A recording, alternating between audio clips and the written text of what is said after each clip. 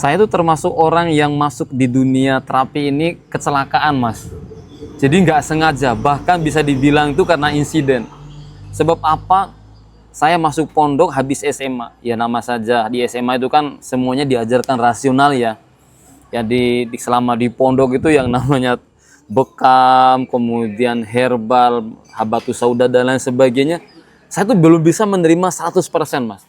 Apalagi setelah melihat alumni pesantren itu rata-rata mereka ya kalau nggak buka tempat terapi ya jual herbal, rata-rata seperti itu. Walaupun ada juga yang di bidang yang lain. Nah saking saya tuh maaf ya nggak percaya dengan yang namanya bekam, kemudian herbal. Di pondok itu saya itu apa ya? Untuk kalau masalah sakit itu saya beli obat. Sampai teman-teman tuh tanya, kamu sakit apa? Parah tuh. Kenapa nggak minum herbal saja? Sampai-sampai teman-teman, saya ingat betul, saya 2 tahun mondok itu paling 3 atau 4 kali saya itu pernah dibekam. Itu pun karena ada teman yang maksa. Akhirnya di pondok yang kedua pun 4 tahun, itu saya masih belum percaya. Sampai saya telah penugasan itu nggak percaya sama sekali. Ya saya hanya menyampaikan, ya saya bukan nggak percaya bahwasanya Nabi Muhammad pernah menyampaikan habatus sauda itu pernah ada manfaatnya. Kemudian bekam itu ada manfaatnya. Tapi ini urusan dunia, kita lebih paham masalah apa yang lebih baik untuk kita. Pada saat itu ego saya masih seperti itu. Apalagi ada kata-kata, oh ini semua penyakit bisa disembuhkan. Itu hal membuat saya itu semakin ya semakin apa ya, oh apa ini ya, overclaim lah seperti itu ya teman-teman. Sampai suatu saat saya punya kesempatan untuk ikut daurah fikih Safinatun Najah itu di Bekasi tahun berapa itu ya? Ya sebelum pandemi teman-teman. Pada saat itu sakit frozen shoulder ini kaku teman-teman. Kalau sudah datang itu teman-teman 5 hari itu biasanya saya nggak bisa aktivitas itu 5 hari. Itu pusing, wah rasanya itu nggak karu-karu, ini tegang, berat.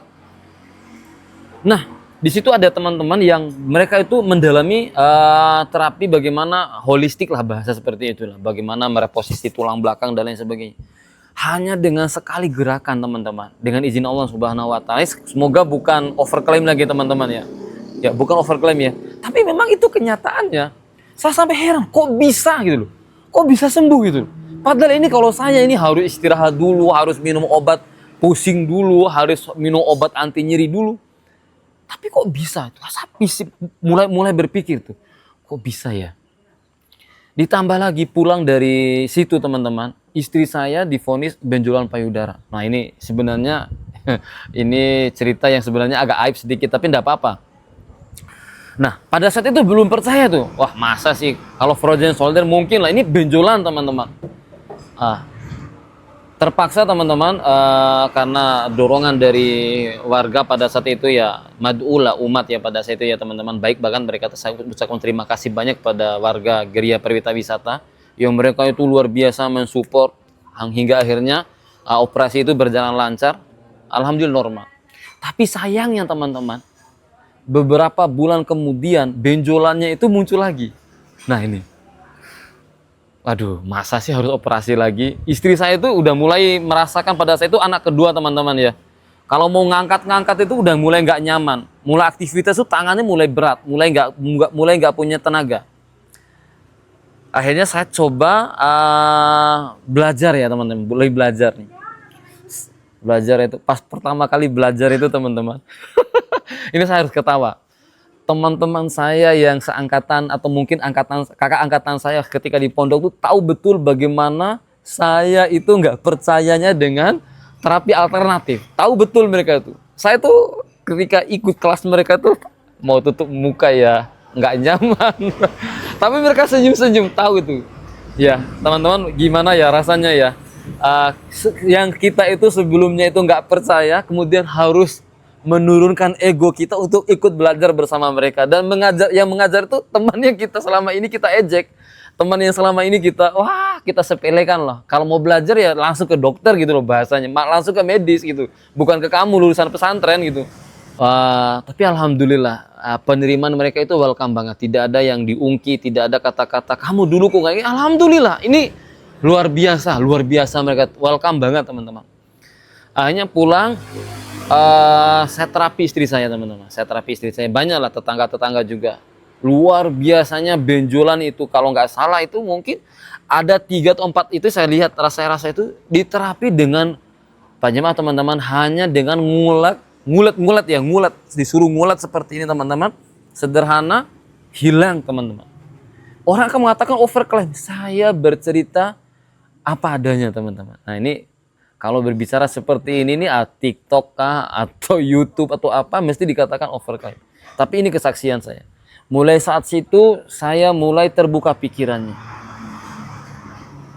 Diingatkan setiap penyakit itu ada obatnya. Kalau benar caranya. Saya diingatkan oleh teman-teman. Yuk coba sahalan ingat loh.